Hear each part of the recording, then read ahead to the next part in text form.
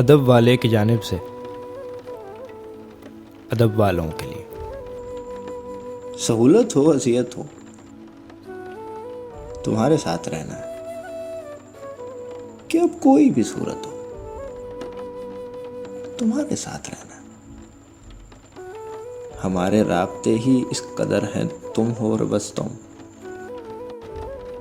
तुम्हें सबसे मोहब्बत हो, तुम्हारे साथ रहना। और अब घर बार जब हम छोड़ कर आ ही चुके हैं तो तुम्हें जितनी भी नफरत हो, तुम्हारे साथ रहना।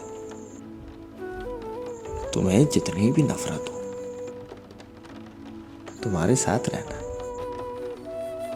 हमारे पाँव में कीलें और आंखों से लहू टपके, हमारी जो भी हालत हो,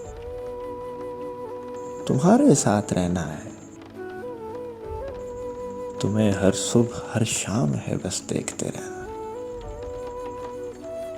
तुम इतनी खूबसूरत हो, तुम्हारे साथ रहना, तुम्हारे साथ रहना। एक मुख्तसर सी काविश अदब वाले की जानिब से। अगर आपको पसंद आए तो हमारा YouTube चैनल ज़रूर सब्सक्राइब करें।